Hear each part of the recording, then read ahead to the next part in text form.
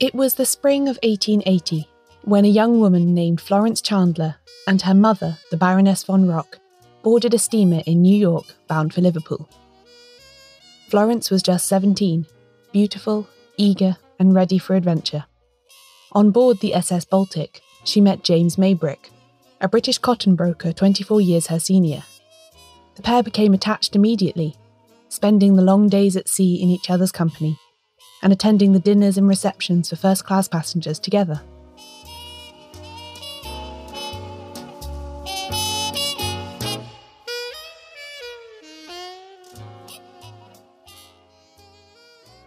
"16 months later, Florence and James were married at a church in London.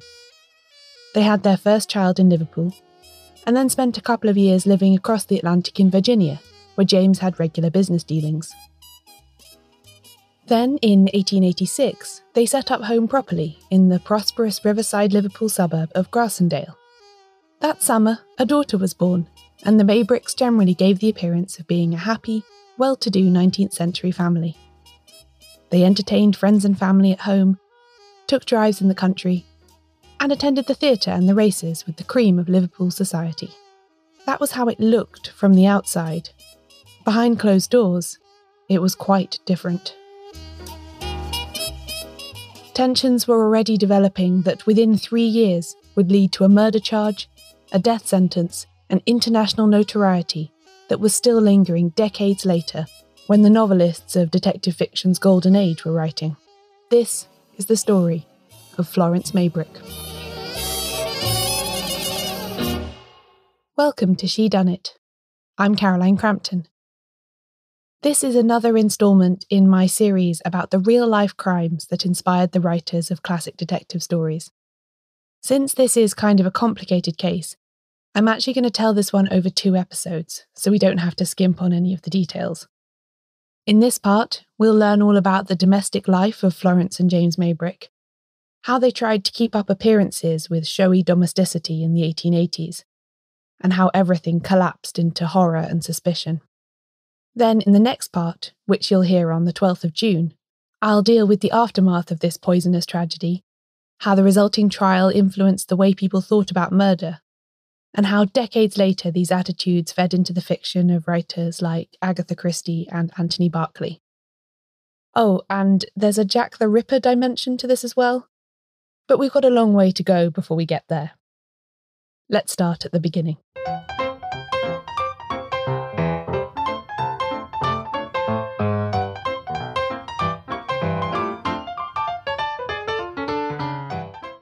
Florence Chandler was born in September 1862 in the prosperous American seaport of Mobile, Alabama.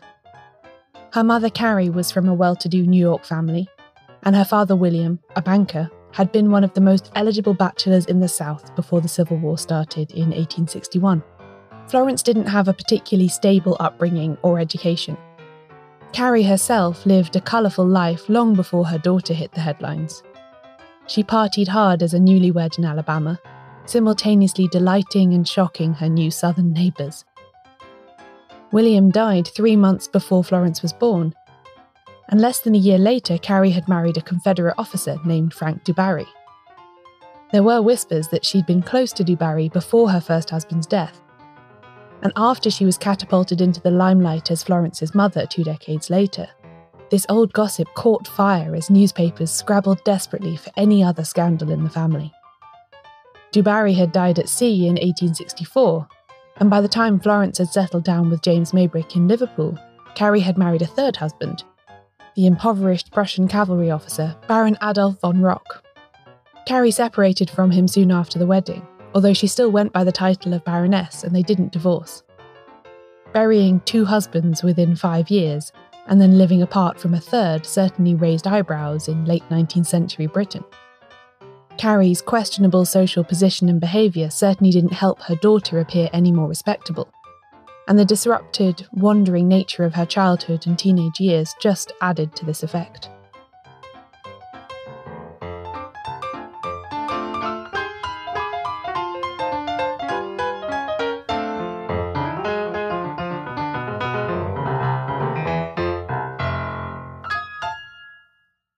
Carrie had also caused problems between her daughter and her son-in-law. She was constantly in need of money, and on several occasions had convinced James to make her loans, which she then never repaid. By 1887, he was so furious with her that for a few months he forbade Florence from receiving letters from her mother, and only allowed her to write to Carrie at his own dictation. There's also a suggestion that he was hoping for more money from his marriage to Florence. Anglo-British marriages, especially between the heirs to Old World aristocratic titles and New World ingenues with plenty of money, were all the rage at this time. Perhaps embodied most famously by the marriage of Consuelo Vanderbilt to the 9th Duke of Manchester in 1895.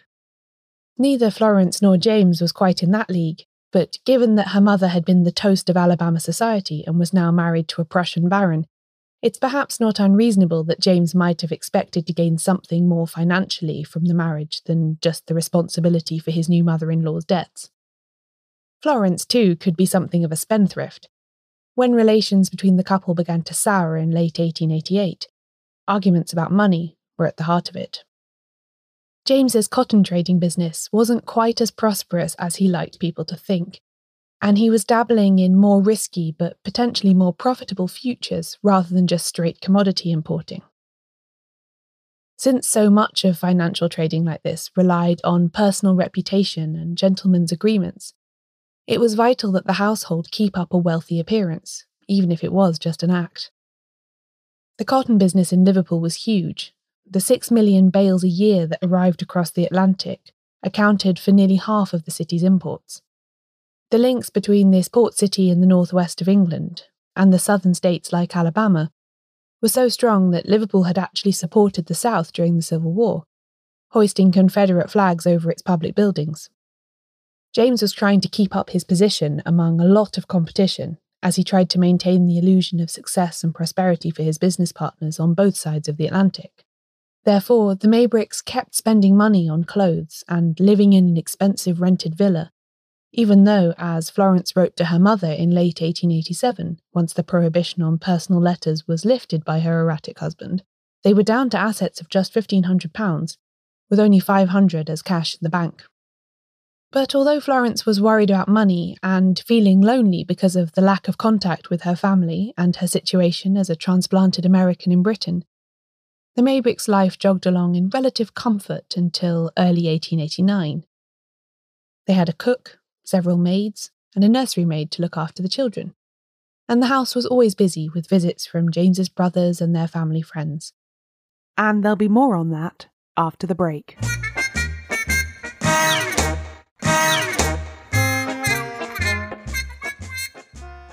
It was in March 1889 that Florence took the trip to London that really sealed her fate. She took a room at a hotel in the West End under the confusing alias of Mrs. Thomas Maybrick, assuming the character of her own fictional sister-in-law, and stayed there for 3 nights. A waiter from the hotel later testified that she'd had a male companion most of the time, and that this man had also stayed at the hotel in the same room as Mrs. Maybrick. He identified him in court as Alfred Brearley, another Liverpool cotton merchant with whom Florence was known to have a close, flirtatious relationship. While in London, she also had dinner with a childhood friend and confessed that she was planning on seeing a lawyer during her trip about a possible separation or even divorce from her husband because he was, quote, cruel to her and struck her. It was her public display of affection towards Brearley at the Grand National Race Meet at Aintree at the end of March that really caused the crisis in the relations between James and Florence, though. She was familiar with Brearley for the whole day, going about on his arm and avoiding her husband's company to a degree that other racegoers commented on it to James, which made him furious. When they got home that evening, there was a row that culminated in James physically assaulting his wife, tearing her dress and blackening her eye. Judging by her letters, this wasn't the first time he'd done this. On this occasion, he then tried to eject her from their home, and it seems that only the intervention of the servants prevented him from doing so. The accounts of this rely mostly on the servants' testimony, of course, but it seems like there was no suggestion of James knowing about Florence's tryst in London with Brearley. He was just furious about her behaviour at the races that day. Florence had also recently discovered that James had had infidelities of his own, and that he had one long-term mistress who he saw regularly. It's unclear how exactly she found this out, whether she worked out where some of their dwindling cash was going, or if James let something slip. But the fact he was punishing Florence for her interest in another man, while carrying out affairs of his own and expecting her to carry on playing the role of dutiful wife, certainly added intensity to their quarrel. Both James and Florence physically collapsed after the scene, but the next day pretended to the household that nothing had happened, although the incident understandably only strengthened Florence's desire to leave the marriage. She sought advice from a family friend, Matilda Briggs, who had successfully managed a separation from her husband, and had even managed to avoid the social censure that was usual when a woman in the late 19th century refused to tolerate an unhappy or abusive marriage any longer and sought to end it. Matilda, who was also a friend of James's, tried to persuade Florence to attempt a reconciliation, and suggested that their family doctor should mediate. This was partially successful. James did agree to take care of Florence's debts, but he was suspicious of the real purpose of her recent trip to London. However, he was willing to give the marriage another go, as long as she was.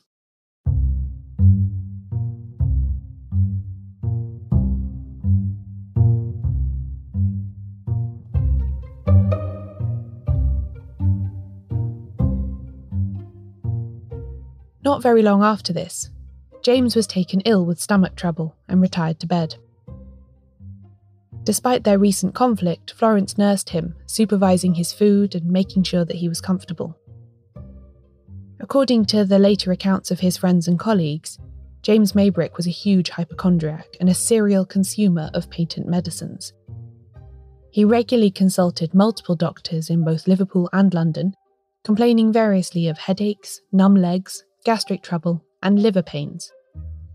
As a result, he was prescribed an astonishing array of tonics, pills, powders, and solutions, many of which contained toxic ingredients like strychnine and arsenic in varying quantities. Florence didn't like this habit, and was convinced that James would one day take too much of something and do himself harm. She perhaps even suspected that he was addicted to arsenic.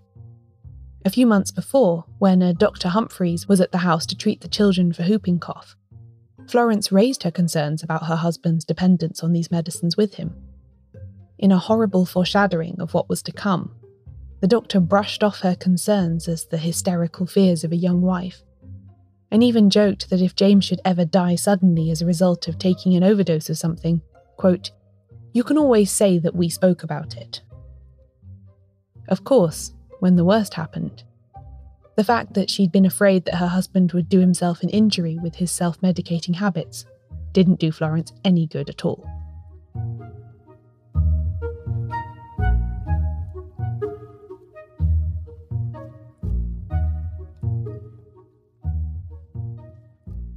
One of the most striking features about the Maybrick case is just how much poison there was everywhere. The house was strewn with it. Bottles, packets, pills, boxes and parcels all over the place. It's frankly astonishing that nobody died sooner, really. James continued to feel ill on and off over the next few days. To start with, it seemed like any of the other times that he'd taken to his bed complaining of stomach pains and numb legs. Florence tried to comfort him, and the servants brought him traditional Victorian invalid foods like gruel made from arrowroot and chicken broth. He kept recovering sufficiently to go into his office in the city, and then relapsing and returning to his bed. Different doctors were called, and all agreed that James had gastric trouble, and suggested a restricted diet and, quote, soothing tonics. So far, so usual for the time. Great medical advances had been made in the preceding decades, but even a rich person's experience of medicine in the 1880s was still shot through with guesswork and home remedies. James had been sick like this before, and since he had a known mortal fear of illness and death, it's highly likely that at least some of his family and friends considered it to be an illness of the mind rather than the body. Rest and plenty of attention from his wife and doctors usually did the trick.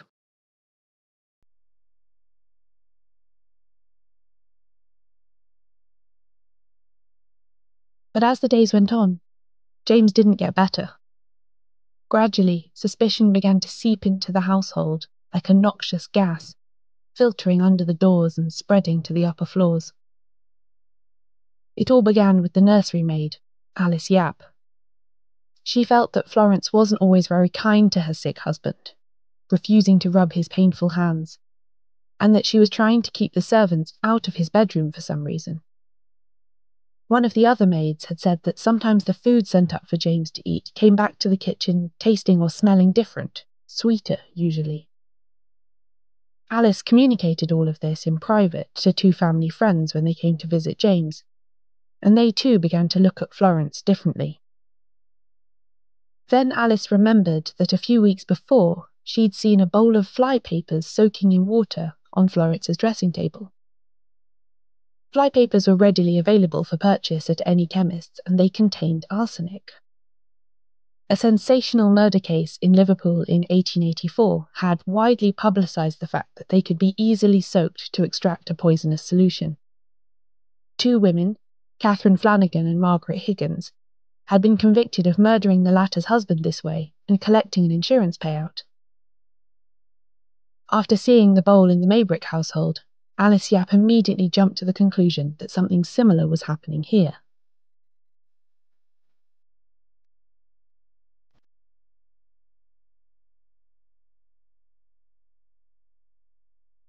Two more things happened around this time that proved significant later on. First, Florence, completely miserable, wrote a letter to Alfred Brearley, telling him about James's illness. She described her husband as, quote, sick unto death, and underlined it, and implored Brearley not to leave for a business trip to America until she'd been able to see him again. Ever trusting, she gave the letter to Alice Yap to put in the post. Alice claimed later that Florence's little daughter Gladys dropped the letter in a puddle on the way to the post office, and that was how the nurse came to read its contents. Instead of just asking for a new envelope and sending it as her mistress had instructed,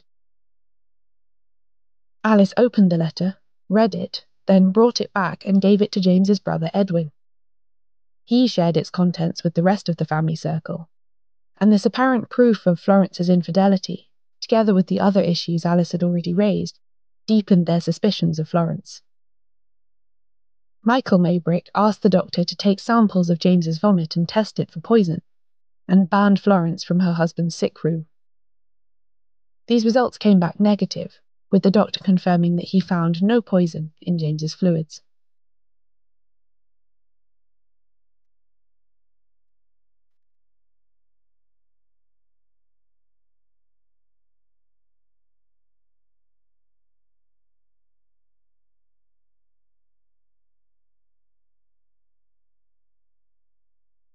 Shortly after, one of the nurses hired to care for James reported seeing Florence come into her husband's room around midnight, remove a small bottle of meat juice from his bedside table, and tamper with it by adding a powder. However, the nurse maintained that James had never actually drunk from this bottle. Florence later explained this incident by saying that her husband had begged her to add one of his patent powders to the juice because he was in need of a pick-me-up. None of this changed what happened next, though. By the evening of the 11th of May, James Maybrick was failing fast. His children were taken in to see him one last time, while his wife lay unconscious in the spare room, exhausted by the weight of the suspicions around her. Then, at 5 o'clock, he died.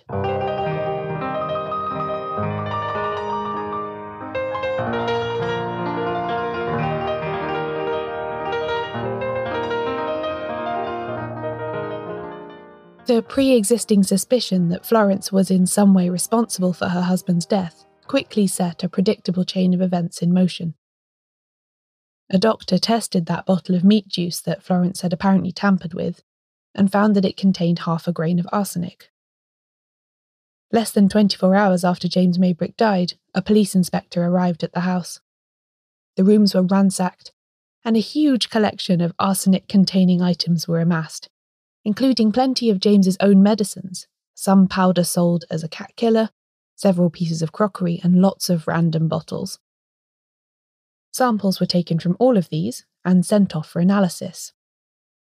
Florence remained unconscious in the spare room, unaware of what was going on until the police came to arrest her. The scientific analysts who tried to establish whether James had in fact been poisoned had a mountain of different substances and mixtures to test. The strange thing is that the only place where they actually really struggled to find a substantial presence of arsenic was in the body of James Maybrick. A post-mortem was performed in the bedroom where he had died, and then his body was also later exhumed so that further samples could be taken for more tests. In both cases, only a small amount of arsenic, about 3/4 of a grain, way less than the fatal dose of about 3 grains, was found. If this was a detective story, you'd say that all of the poisonous medicines piled up by James's sickbed were a red herring, and that he actually met his death in some other undetectable and ingenious way. But because this was real life, there was just a huge amount of confusion, with different lawyers and police officials choosing to put more or less emphasis on the presence of some medicines, and scientists contradicting themselves and each other as they tried to make a convincing case for the cause of death. And at the heart of it all, a man was dead. A man afraid of illness who had put his trust in the apparently all-knowing doctors of his time. Yet the best they could do for him was to recommend things like the popular patent remedy Fowler's solution, which contained a solution of potassium arsenite mixed with a drop of lavender oil. This concoction was supposed to cure everything from syphilis to lumbago to diabetes to snake bites.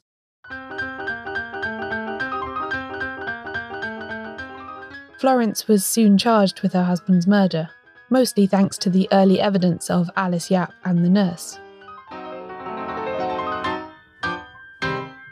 She was initially kept confined in the spare room at the house, unable to leave even to attend James's funeral.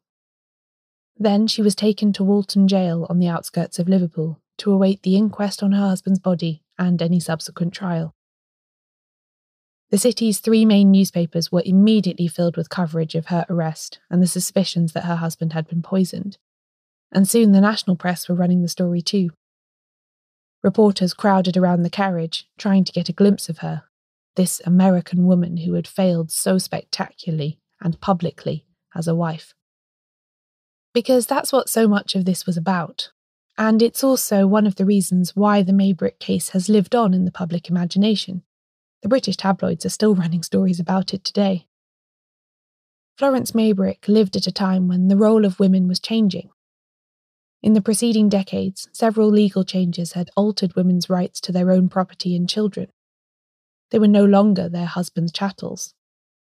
The feminist movement was growing, as was the campaign for women's suffrage. But at the same time, the strictures of Victorian morality prevailed. To a large portion of the political and social establishment, a woman's place was in the home. Double standards around behaviour and infidelity were considered completely acceptable. This is why Florence's downfall was so titillating to the vast majority of the reading public. She should have been the essence of conventionally passive femininity, the heart of the home, the source of nourishment and safety and security. And yet she had subverted that at every turn by seeking her own pleasure outside of the marriage, allegedly administering poison to her husband, thereby completely ruining the family's reputation and her own. She was what society at the time most feared, a disruptive, selfish, monstrous, murderous woman. She was Flaubert's Madame Bovary come to life.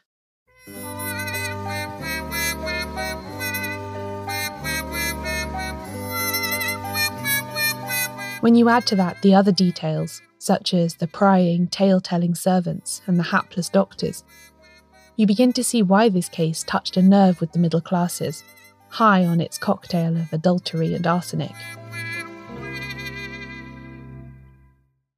It exposed all of their fears. Tune in again on the 12th of June for the second part of Florence's story, and to hear all about her sensational trial.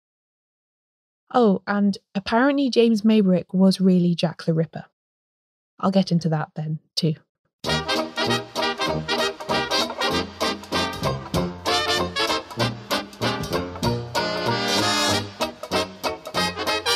This episode of Shedunnit was written and narrated by me, Caroline Crampton. You can find out more about the podcast and everything it covers at shedunnitshow.com, where there are also transcripts of every episode. Shedunnit is edited by Euan MacAleece. Production assistance from Leandra Griffith. Member support for the Shedunnit Book Club from Connor McLoughlin. Thanks for listening. I'll be back soon with a new episode.